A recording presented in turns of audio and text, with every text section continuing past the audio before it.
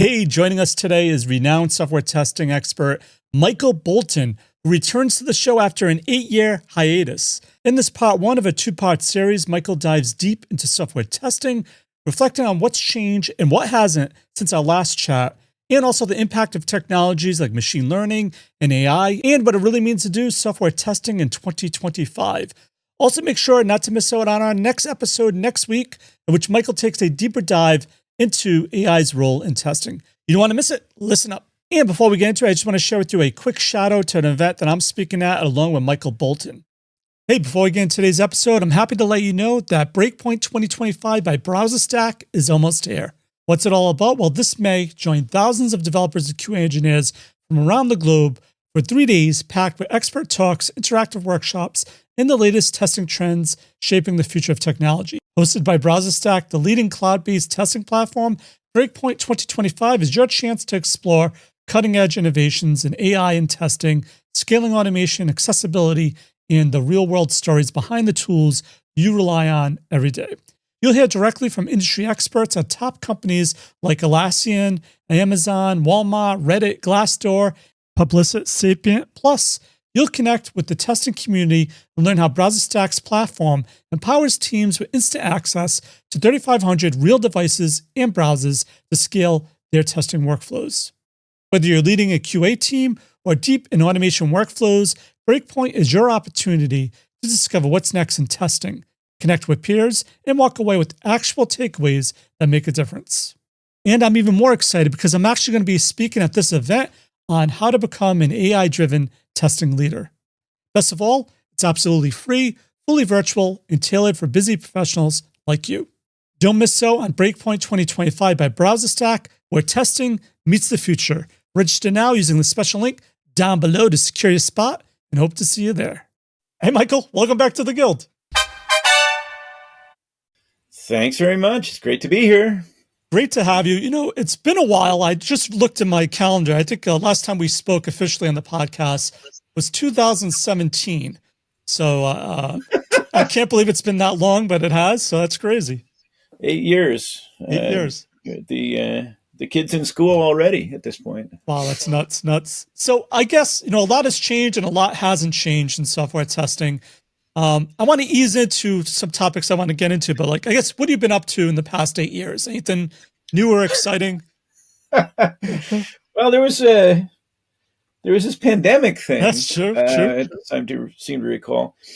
Lots of stuff. Obviously, in 2017 or was it 2018? I was working on a project with a colleague that incorporated a certain form of machine learning, certain forms, in fact, several of them, of machine learning and AI, and we could see this starting to creep up in the zeitgeist. But then in November of 22, along came this version of ChatGPT, which took the world by storm and got everybody terribly, terribly excited. And I started getting pretty seriously bored with it within a year, but the rest of the universe seems to have gone nuts for it.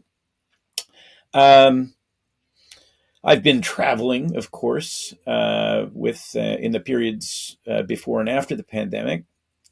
Just finished a trip that included Abu Dhabi and New Zealand and Istanbul and a couple of places in Romania.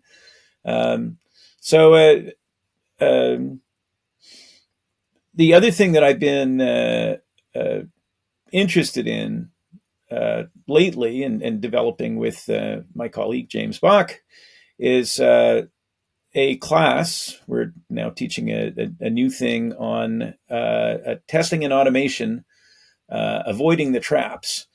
At one point, I want to reconsider that title because in terms of a little bit more in terms of what we're actually promoting and advocating in terms of tool use. But I've been having a lot of fun teaching that class and showing to people what we've learned about how to use certain kinds of tools, especially focused on data. That's been a lot of fun lately. Love it. So I'm going to dive into some of those points, but I think probably, I think you have a unique, or maybe not unique, you have a philosophy, I think, on what is software testing. I think a lot of people nowadays don't actually have a really solid background in software testing. So I want to start on defining what is software testing, and then start diving deeper into these other forms of testing. So I guess the question is, how do you define what is software testing?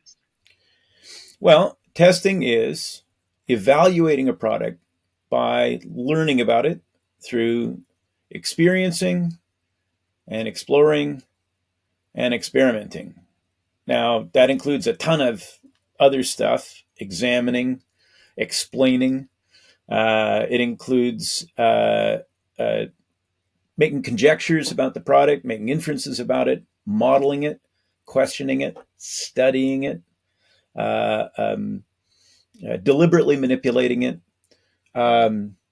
generating ideas, overproducing ideas, abandoning ideas that we've overproduced, refining ideas, expanding on ideas that we've refined, and then re-refining ideas that we've expanded on, navigating, map making, collaborating with other people, most significantly, importantly, looking at products with a critical eye, looking at products with the perspective that there's trouble there to be found, and that trouble will hurt our businesses and their clients. When there are problems in the product, those are problems that matter to people.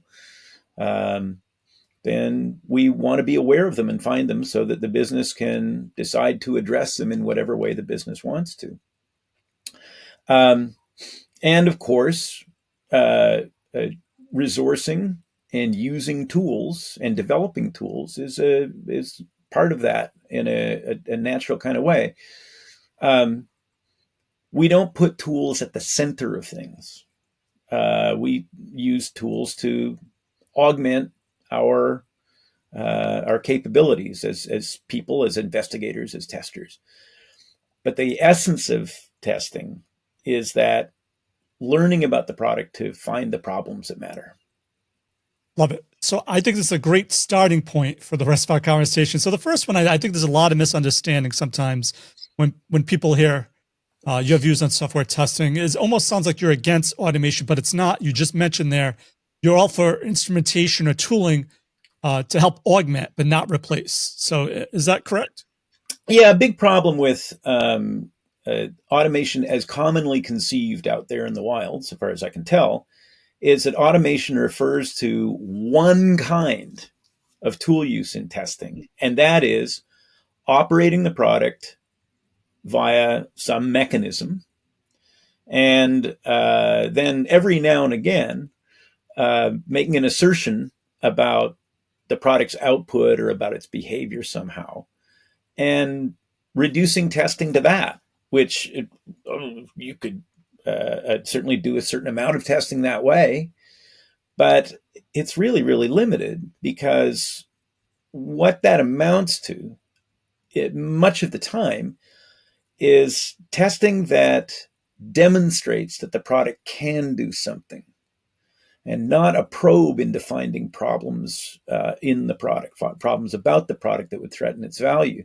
Now, I did a brief video on this. It's nicely brief. It's only about 3 minutes, where one of the things I talk about is this weird delineation we have in the software world about functional requirements and non-functional requirements, where just by calling it non-functional, we seem to sort of dismiss it a little bit, seems to me, at least. Now, it's really important to make sure that the functions in the product do their thing. That's because all of the requirements for the product, pretty much, depend on a function to make something change or happen in the product. That's, in software, we need functions to make that happen. That's how code works. And that's important because if a function doesn't do what it's supposed to do, some requirement or another probably won't get met. Somebody intended for that function to do something to help meet a requirement, and if the function doesn't do it, the requirement doesn't get met. But there's an asymmetry here. The asymmetry is just because functions can be observed to produce correct output does not mean that the requirements will be met. So there are all kinds of requirements associated with a product. And many of them, by the way, I want to make it clear that many of those requirements are not written down.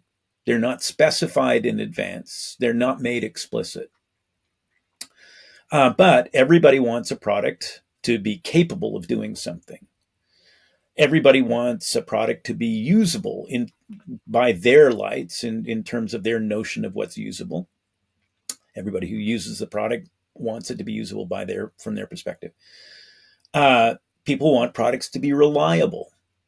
They want them to be aesthetically pleasing and solve a problem in some kind of a unique or interesting or valuable way. They want the products to engage them and to entrance them to some degree.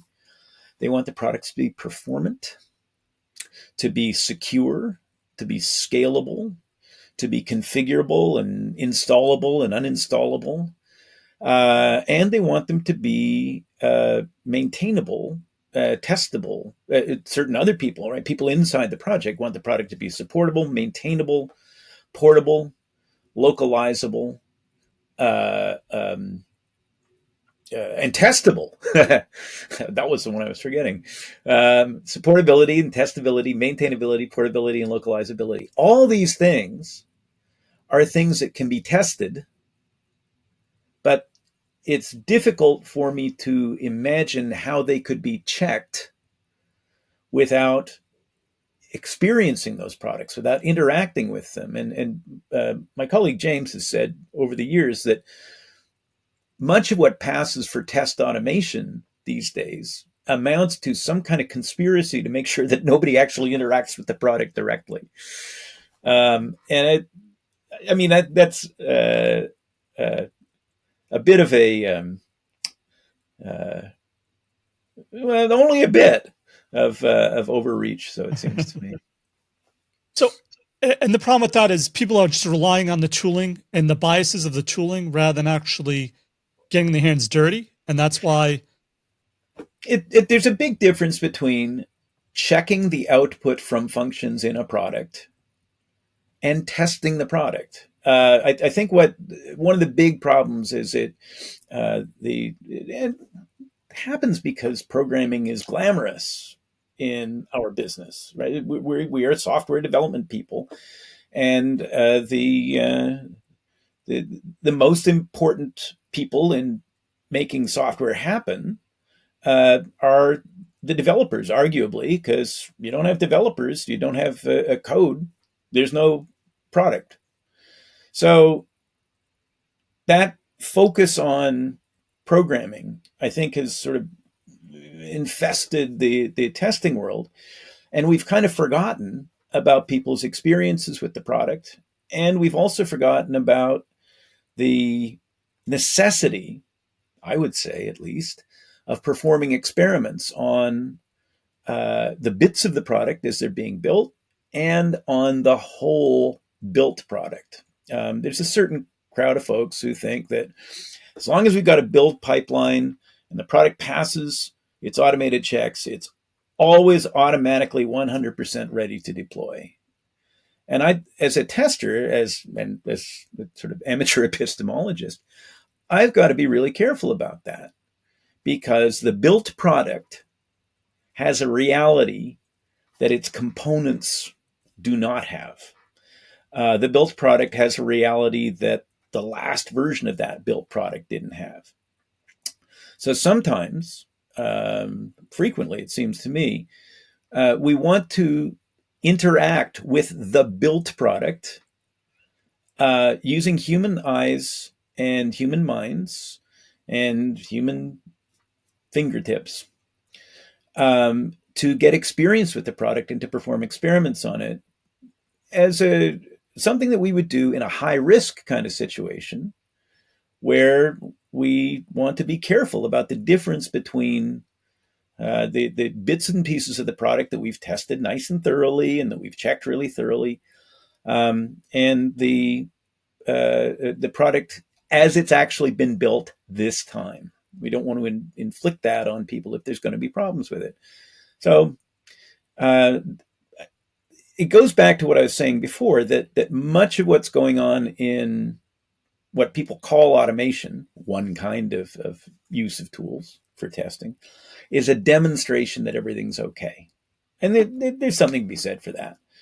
But as a tester and a skeptic and somebody who worries about the possibility that there could be problems hidden, lurking, that we haven't noticed yet, I really believe in engagement with the product. And it doesn't have to happen every time, and it doesn't have to happen on every build. But sometimes we've got to take the built product and experiment with it while the developers go on and make other incrementally different builds with little changes in them along the way. And every now and again, we pull out a complete build and really take it for a good workout. When should we do that, though? Is there rubrics or a way of knowing? I guess risk an indicator of right, they're messing around with the payment plan here, so I better check it out because it's important to my company, or how do you know? You never know for sure. That's the thing. Right. There are heuristics you can apply. Heuristic is a fallible means of solving a problem, or as we used to say, making a decision, but making a decision is solving a problem. So there are decisions we can make about the state of the product. And some of those decisions are going to be influenced by past experiences of bugs getting past us. Some of those are going to be influenced by our reasoned belief that there are no problems in the product and no reason to believe that there might be problems. When risk is elevated, when money is on the line, when human health, safety, opportunity, liberty, when those things are on the line, it might be important to give our product some exercise before we inflict its consequences on people. Absolutely. So do you have an automation strategy you usually recommend that people can use to approach it so that they don't get all in on just automating and not necessarily experiencing the software as their user would? Well, several. The first thing is that we want to look really carefully at what is being automated. In the world of automated checking, what is being automated? Input to the product and operating the product. That can be done algorithmically, mechanistically. Then the product operates and we apply a decision rule to the product.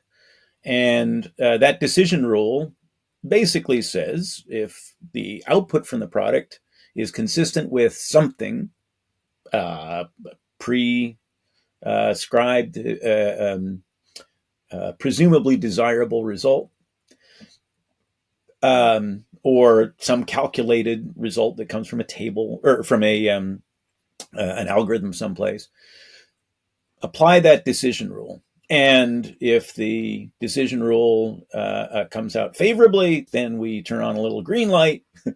And if it comes out unfavorably, we turn on a little red light. That's the part that's being automated in much of what people are calling automation these days.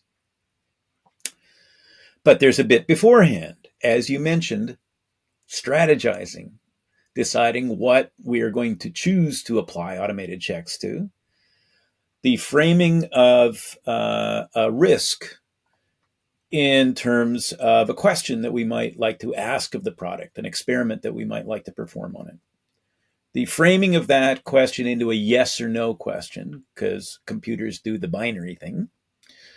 The encoding of that into a bit of code that makes the check happen.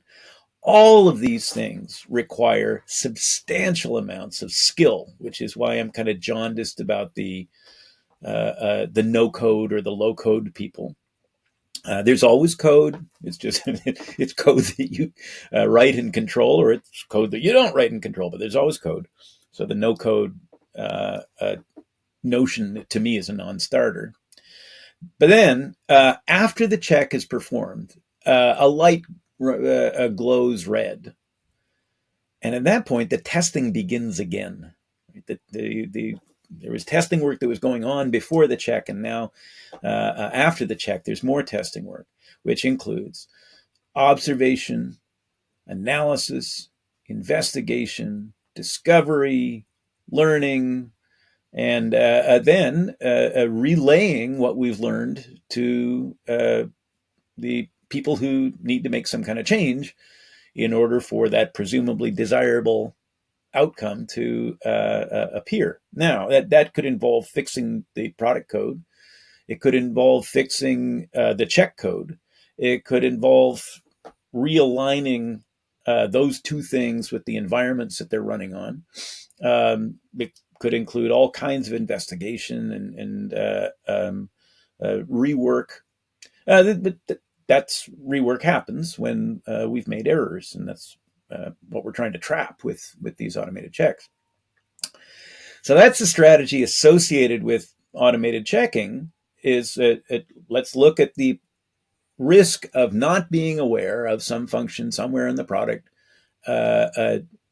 doing something that it shouldn't, or not doing something that it should. That's a great thing to do. But there are lots of other ways to apply strategy to different kinds of tooling. And more to the point, strategies for applying tooling to different aspects of testing. So we could have a look at those. One of the first things to do is to review what is available to us, what we can do. So there's a computer and people using it. So what can we do with that? Well, one of the things that we could do is we could simulate the user. Now, I was having a chat with a coaching client yesterday, in which I asked her what is being simulated here, and she said, "Well, users, user actions." And at that point, I wanted to inject a little bit of caution, because there's a fellow that we learned a lot from, a sociologist by the name of Harry Collins. And he points out a distinction between action and behavior. Behavior is something, just a physical thing that happens in the world, something you could look at and see. So, for example, here's an example of a behavior. I'll take my glasses off, but you can see that behavior there. And most people would call that blinking. But then there's a different kind of blinking, which goes like this. That's what we call a wink. And that distinction really helps to underscore this important point, that an action is behavior plus intention. So when we're simulating the user, we say that we're simulating the user in a suite of automated checks, in a set of end-to-end checks, for instance. Mm-hmm. We say that we're simulating user actions, but we should be careful about that, because we're simulating user behaviors. The machinery doesn't know anything about the action, doesn't know about the intention, it doesn't know about the desire, it doesn't know about the user's concept of what would be happy or not happy, what would be useful versus problematic. So that it's important for us to recognize that the behaviors are what we're simulating, not the actions. That gets abstracted away in the user simulation. So anyway, that's one of the things we can do, and that's what people commonly talk about when they're talking about automation. But there's so many other things that we can do. Static analysis, that's been around for a long time, and it gets a bit of attention. It's sort of getting brushed aside in the excitement about the tools that automate browsers, for instance. But we can also simulate the system. We can use tooling to do that for back-end simulations, mocks, and aspects of the product that we want to interact with. If we're testing an API, one of the things that we can do is we can set up it's something that queries systems that aren't necessarily the real thing. And that's all right. That's okay. And certainly once we're testing a system that's behind an API, there may be other systems behind that, which we can also simulate. So we can simulate systems. That's cool.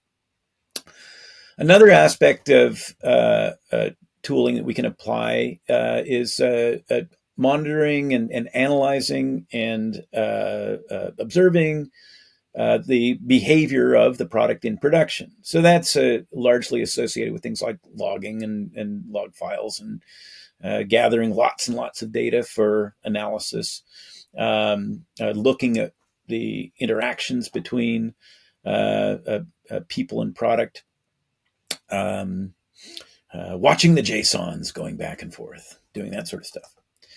Another thing we can do, very helpful, is tool-supported test design, including things like generation of data, modeling of flows,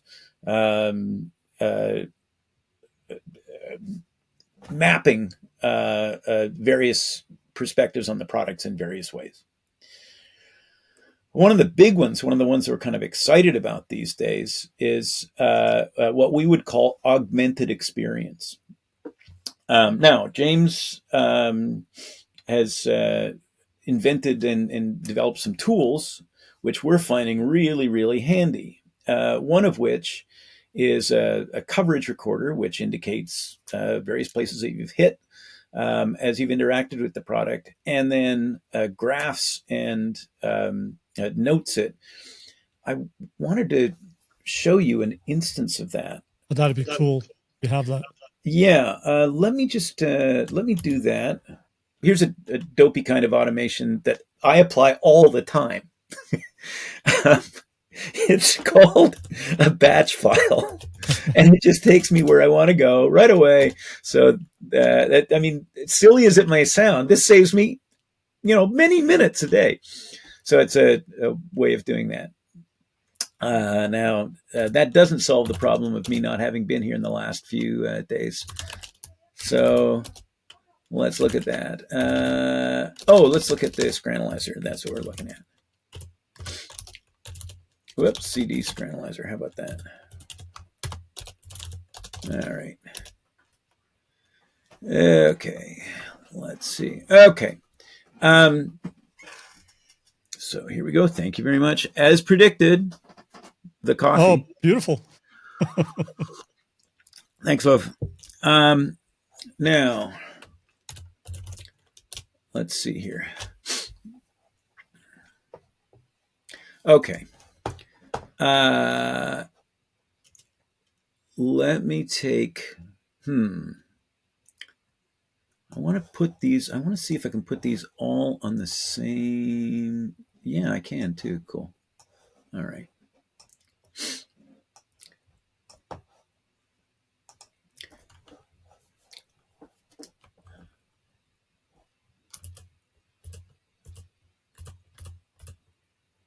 Okay.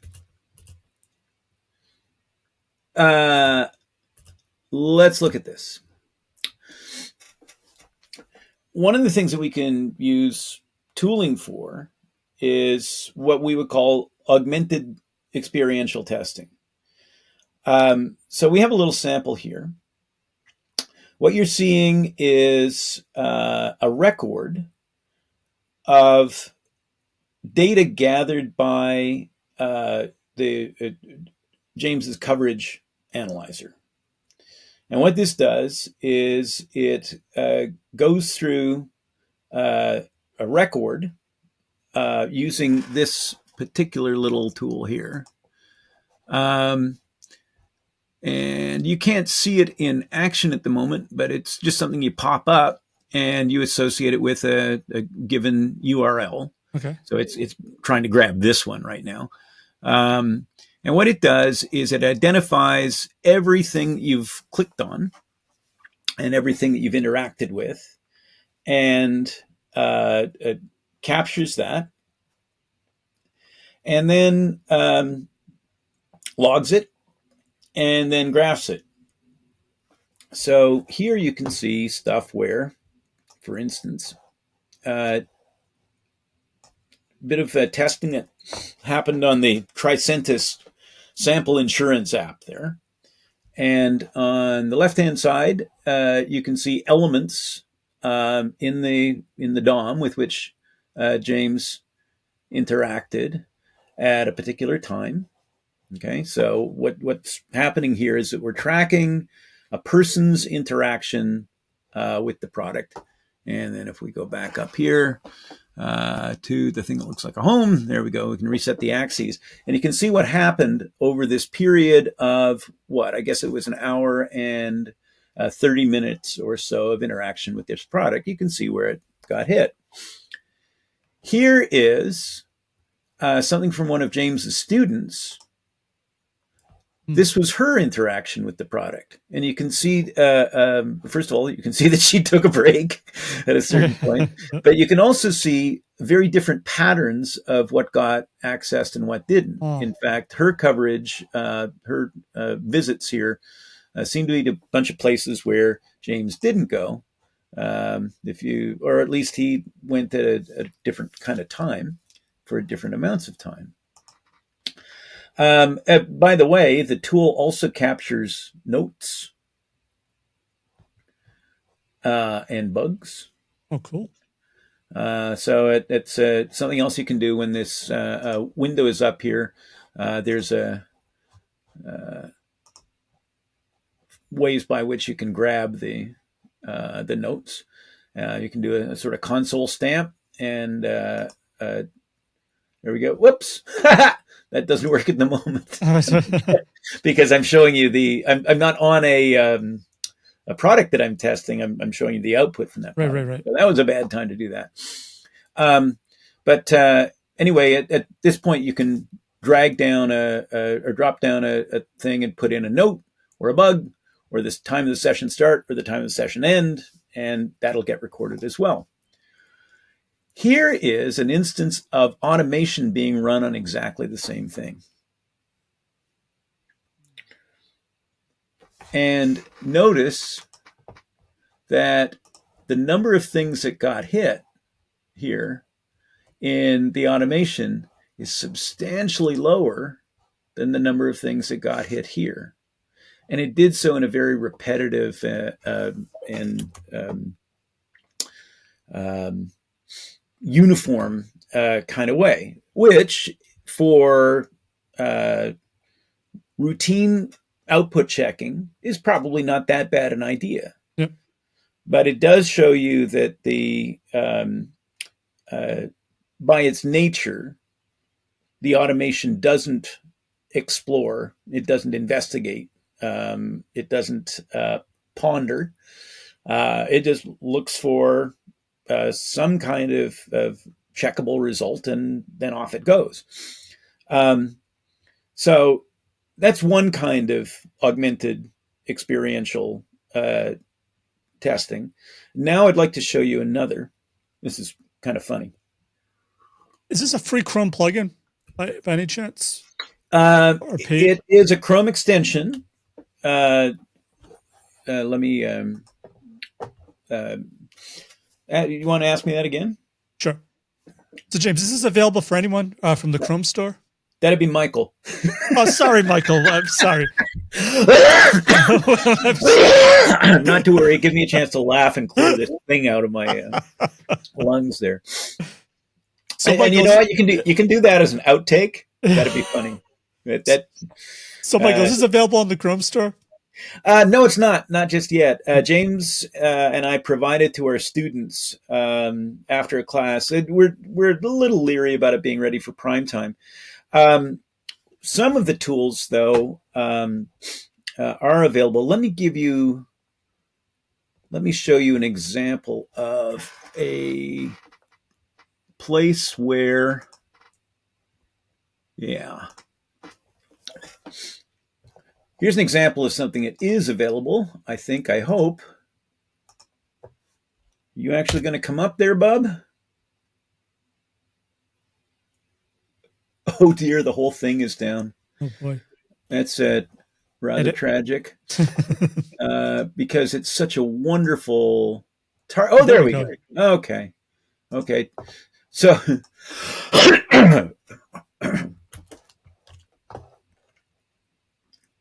let me run something, and I'm not sure if the echo cancellation will make this happen. We'll allow this to happen properly, but we'll see. So this is a program called Chrome Logatch, and it's a little way of sort of augmenting your testing as you go. What this does is it looks at the Chrome debug log. Now, the question is the debug log even enabled? This is what I absolutely love about live demos, that for some reason, when I start the browser,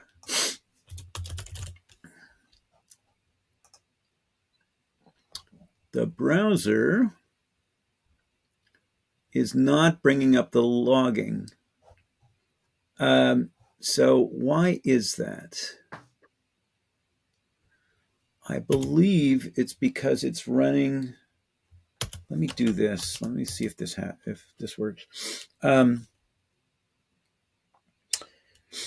Well, cut this. Here's a tool that we use all the time, and this is not. This is something, the kind of tools that people don't talk about very much.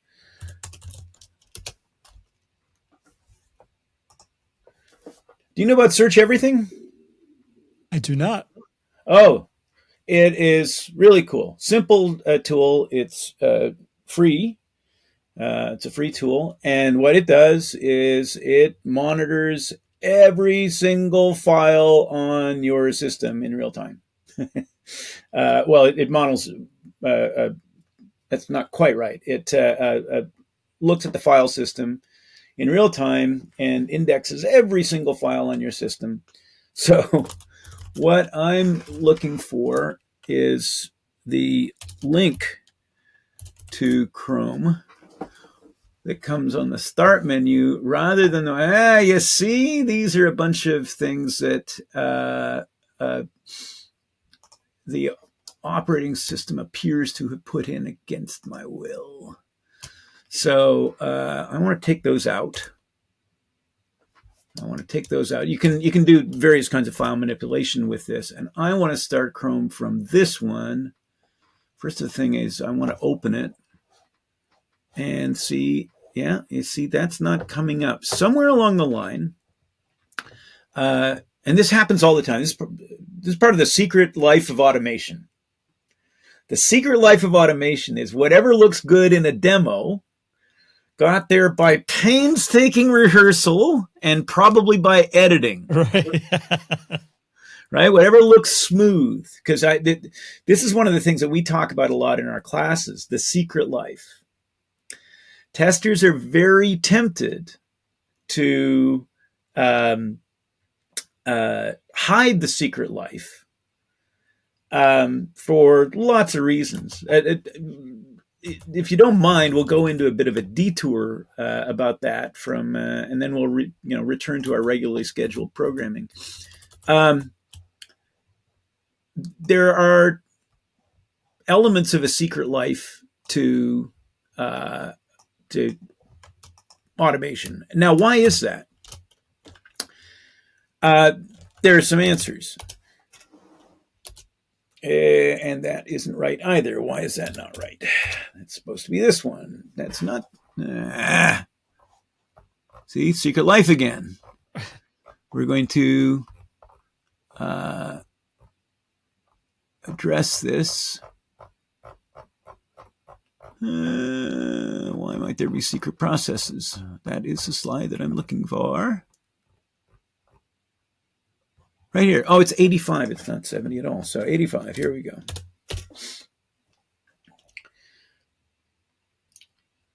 There's a big secret life in automation. And there's a secret life in all kinds of processes. But in the world of automation and tool use and stuff, there are processes that we don't talk about very much. They're kept secret. Now, why is that? Well, one of the reasons is that people don't notice their process. For instance, in an automated check, Joe, let me ask you, what specifically is being automated? Well, you tell it to automate step by step. So, but specific, what specific things are being automated? The user interface, the interaction between a browser or a application under test, the objects. What you kind interact of with an object. What kind of interaction specifically? Usually clicks, tabs, enter, minimize, maximize, close, opens. So it's certain inputs. Interaction via a simulated. Yeah. And that simulation is really important. There's a little video I can show you about that. Because, believe it or not, hitting a real key on a real keyboard is different from a tool operating a virtual key on a virtual keyboard. When we hit click, we are not actually performing exactly the same thing as a user would. We are catching the process somewhere along the way such that we call a click function somewhere in the browser. Right. But we had a wonderful experience one time with it was a web-based product that had an email field in it.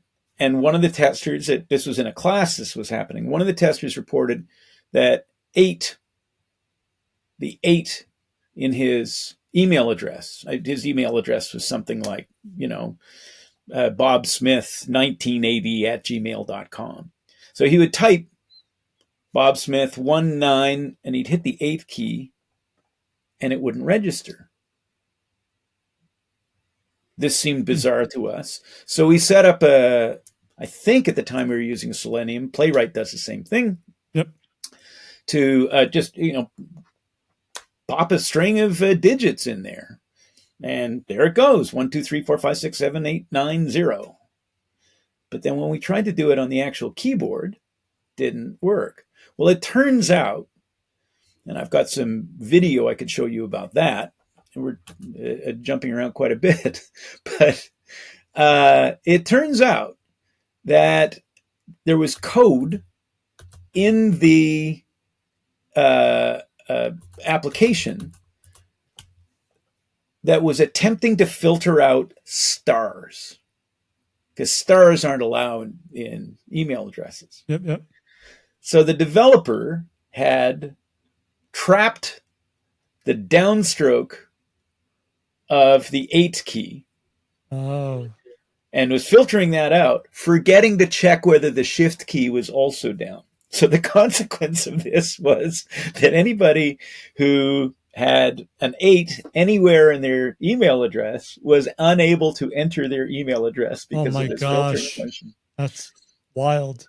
Yeah. Now the key thing to notice there is that automation would be unable to detect that problem, or at least automation of the kind that most people implement using the popular Selenium, Playwright, Cypress kinds of tools, or indeed anything that is driving the browser by interacting with stuff at the browser level like that. Now, that's not to say that these problems are necessarily common or that the developer was particularly swift in this case. That's a whole different deal. But it is the kind of problem that automation would not alert us to. Okay. So maybe a good way, let me mark this, I guess, maybe a good way to do this is to look into, to start again with the secret process stuff. And I'll do it this way, I guess. There's a secret life to work in any kind of work, really. A lot of what we do because people are hiring us not to think about it, right? That their job, they don't want to think about it in their job, so they hire us to do it, which is great. Yeah, that's fine. It's a good thing. But there's some processes that we like to talk about, and then there are other processes that we don't like to talk about so much. We prefer to keep them secret, partly because we don't want to necessarily expose people to the sausage being made, but also because sometimes there's certain things that we might not be aware of, or certain things that we might be a little bit embarrassed about if they were to know about it. So here's some reasons why there might be secret processes, and we're focusing in particular on the world of automation. One thing that we hear from a lot of testers when we quiz them and kind of interrogate them on what they're doing is that there are lots of things that they actually do that they've not noticed before, that they're not taking account of. For instance, I was speaking with a tester yesterday and asking her about what she does. And she says, well, I get a set of checks that have been developed by other testers, and I turn those into code. Okay. Is that really all that happens? And she said, yeah. Well, okay. So what else happens? What else is happening in there? Let's break that down a little bit.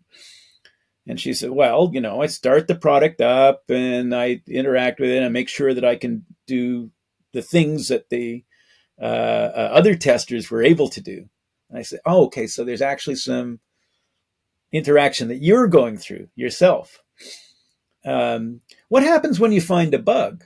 I asked. And she said, well, the check, if the check crashes, or if the bug, if it yields a bug, well, then, I investigate it and I try to figure out whether it's a bug in the check code or a bug in the product code or something about that.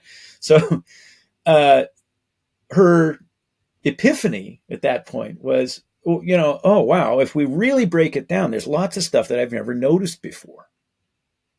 Lots of stuff in the process of developing and applying tools that people don't talk about because they don't think about it. It just goes below the level of their consciousness, and they're just doing work, So that's a big factor. Sometimes, there we go. Sometimes there's something going on that they don't really know how to describe very well. And that's partly because lots of what we do is embedded in tacit processes. Stuff that even we have not made explicit to ourselves.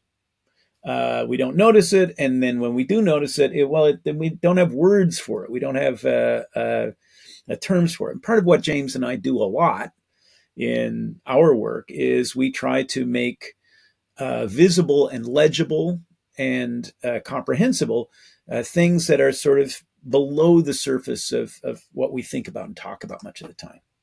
So we work on that. We try to name heuristics that people apply, for instance. Another reason that people are kind of secret about some of the work they do is that when we describe it to people, they don't get it. They don't have the lived experience that would be required for them to understand what's going on and why it's important and why it makes sense. Some things are secret because we don't record them, and we don't want to record them. That feels icky to lots of people. Some processes are forgotten. Now, one of the things we say about note taking and testing is, listen, it's perfectly okay not to keep records and not to take notes as you go. Perfectly okay to do that, as long as you're cool with forgetting lots of stuff. I mean, that's my experience, and your experience too. That it's stuff that we don't diligently record, we forget about it, and lots of the time that's perfectly okay. And sometimes it's important. Sometimes people say, "Well, managers actually don't care what I do; they just want results." Right? We hear about that, or even worse, they say they just want numbers. I don't think that's true. Actually, they don't want numbers one way or the other. What they want is a feeling. Mm. They want a belief. They want an understanding that, as John Bach, James's brother, once said to me, what do they want to know? They want to know of me as a tester. They want to know, am I on top of it? Well, that's true to some degree, but I think what managers really want to know is, from the manager's perspective, am I on top of it? Managers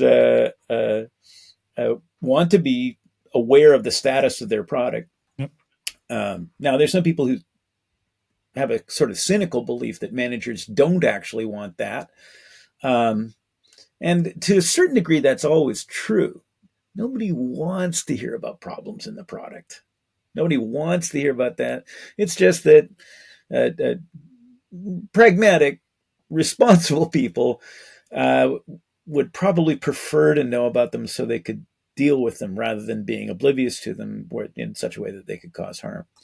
So this is one thing that afflicts me all the time. And that is I'm shy about the code that I write because among other things, I cut my teeth in a company where the programmers were assembly language level programmers. And I feel like if I showed them my code, first of all, it wouldn't be up to their exacting standards, but also it would look simplistic and, like a newbie stuff and that sort of thing. And that in a way, that's just kind of silly. Because these guys were a lot smarter than that. They've recognized that, hey, code is what you need to get the job done. Yep. When you do that, don't worry too much about it. If it's not frightfully important that it be super, super precise or super clean or super elegant, then it's not a big deal. But as humans, we kind of get shy about that. A lot of the time, people are embarrassed about the way they test as being redundant, and there's actually something to that sometimes. Mm-hmm. I'm sure you've heard stories of people who are testing at the GUI level things that are not only easier to test at the API level, but have been tested already at the API level. But because the GUI automation is dazzling, they sort of get away with that.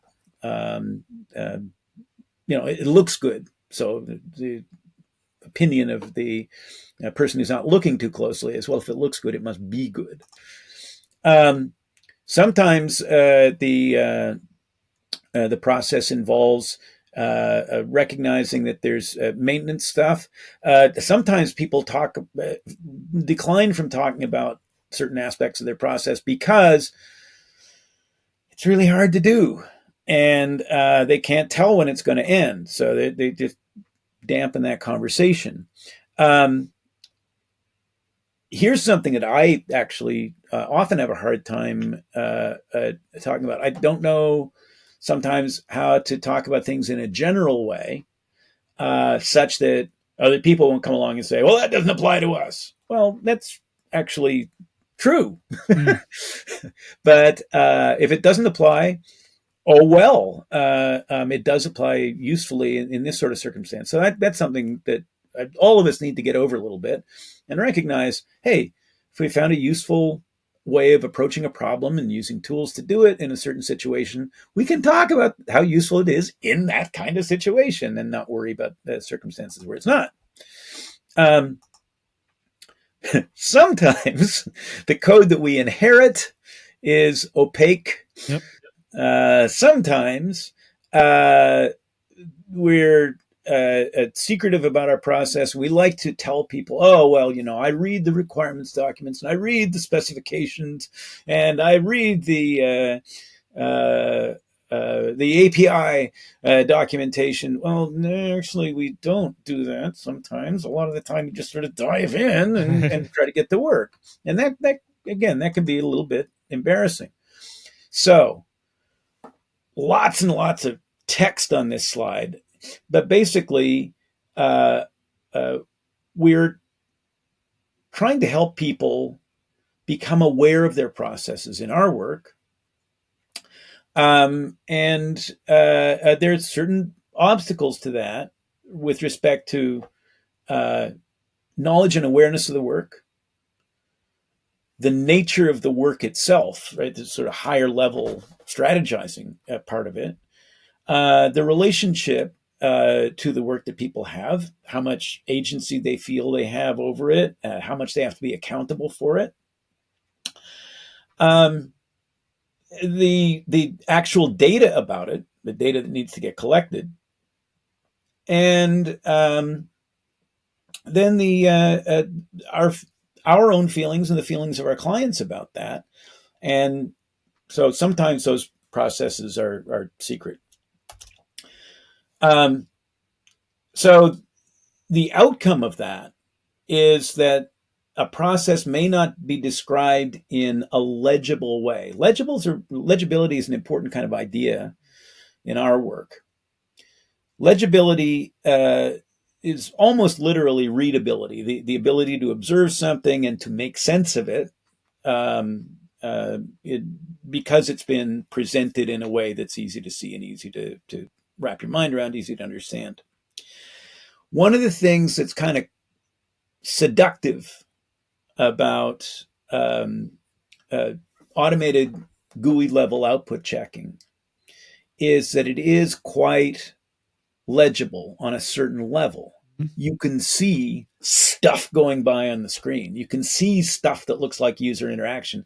You can see browser behaviors flying by. And that looks impressive. It looks like a superhuman doing things at superhuman speeds. But there's lots of stuff that might be going on in that product that the dazzling nature, the legible nature of that stuff doesn't illustrate so well. So that the processes that underneath that, or the processes that lead to it, or the processes of what we do with the information after the checks run, that is not so legible. That's not so visible. So, for instance, when I was asking my student the other day about, well, what actually goes on in your work, she didn't talk at all about the processes that involve investigation of what happens after a check is run red or after a check has crashed. And she made a distinction between her work and what the other people in her crew do. She is the automation tester, and they are the manual testers. Mm-hmm. Now, this is a distinction that just bugs me no end. Yep. And the reason that it bugs me is because it seems to me that neither one of those terms, manual nor automated, do very useful work in describing what we actually do, especially the manual bit. By manual, people often mean, well, let me give you a little visualization of this. By manual, people often mean, and where did that slide go?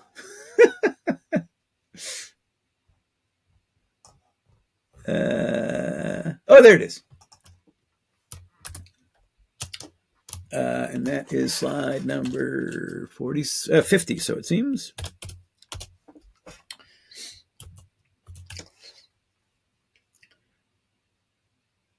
So people talk about manual testing. Now, what do they actually mean by that? For a long time, it seemed to me simply that when people talked about manual testing, they meant, they'd say, I do manual testing. What they meant was, I don't write code to operate the browser. But it bugged me one day because a tester was saying, I'm worried that I'm going to get replaced because I'm a manual tester. And my company is going whole hog into automated testing. And first of all, testing can't be automated. All those things that I mentioned earlier on about investigating, critical thinking, risk analysis, interacting with the product, and that sort of stuff.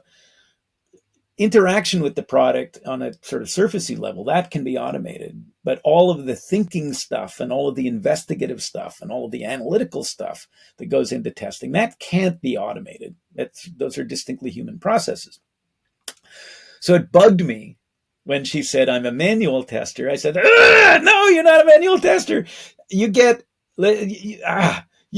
interact with the product. You get experience with it. You're an experiential tester. And that sort of started turning on a bunch of light bulbs for me. How can we express what testers actually do so that we recognize how kind of bankrupt the term manual testing really is? What do people actually mean when they say manual testing? Sometimes what they mean is they mean interactive testing. They're interacting with the product directly, and they got to be there. There's some processes that go on within testing work that can indeed be done in an unattended, non-interactive kind of way, right? You give a process for a machine to perform, and it performs that process, and you come back later and you look at the output and you look at the logs and you look at the state of the application of the data afterwards, and you make some decisions about what to do next, whereupon you're back into interactive work again. Another thing you could say, though, is that you interact experientially with the product. That is to say, your encounter with the product is practically the same as that of a particular user that you had in mind. If somebody were watching you working, they'd have a really hard time figuring out the difference between you, the tester, and some contemplated user, except for one thing, maybe.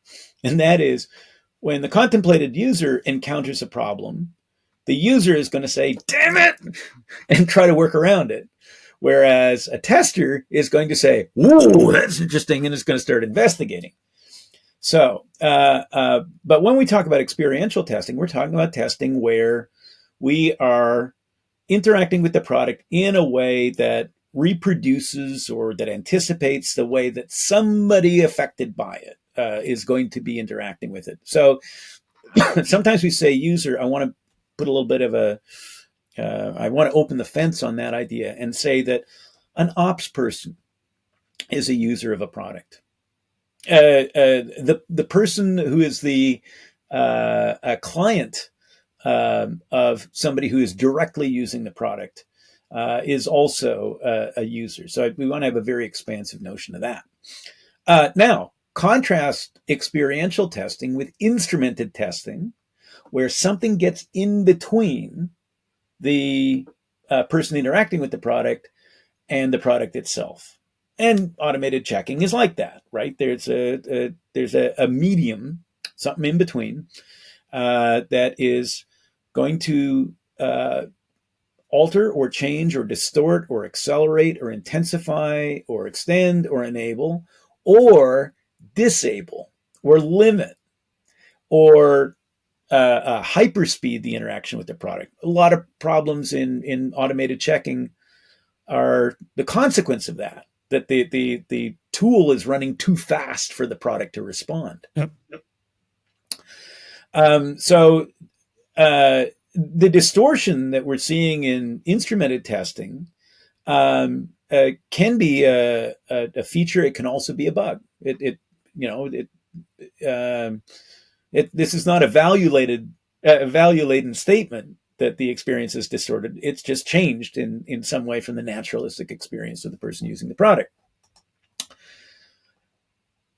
We could be testing, when we say manual testing, what we could be talking about is testing where the choices have not already been made for us, where we're exercising agency over what's going on, and our procedures might be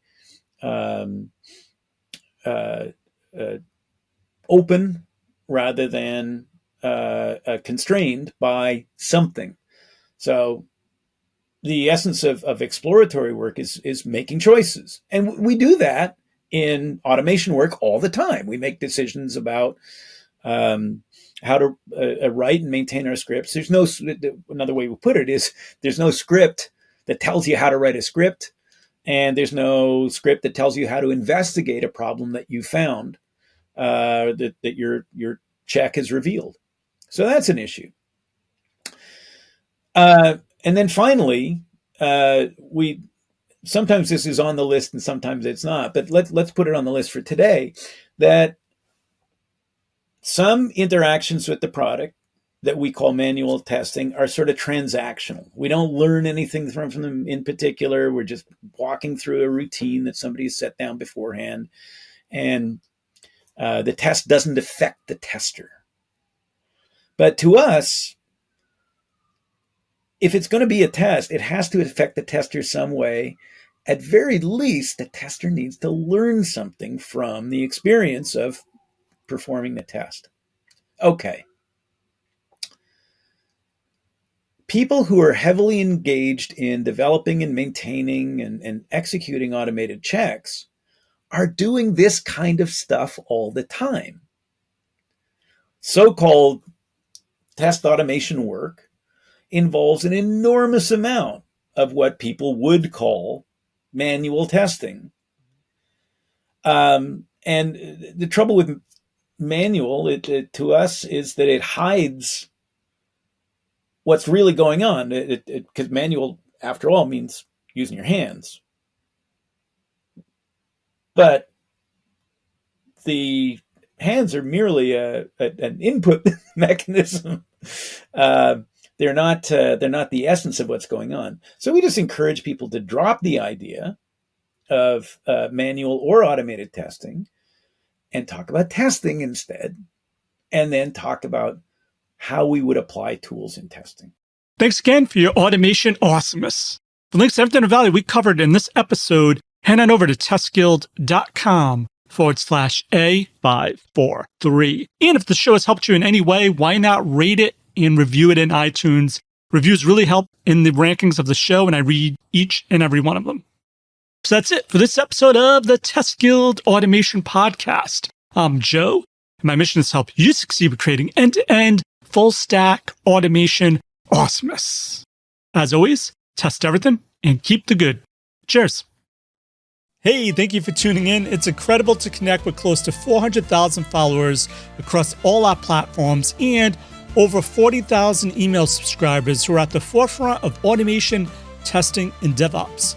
If you haven't yet, join our vibrant community at testguild.com, where you become part of our elite circle driving innovation in software testing and automation.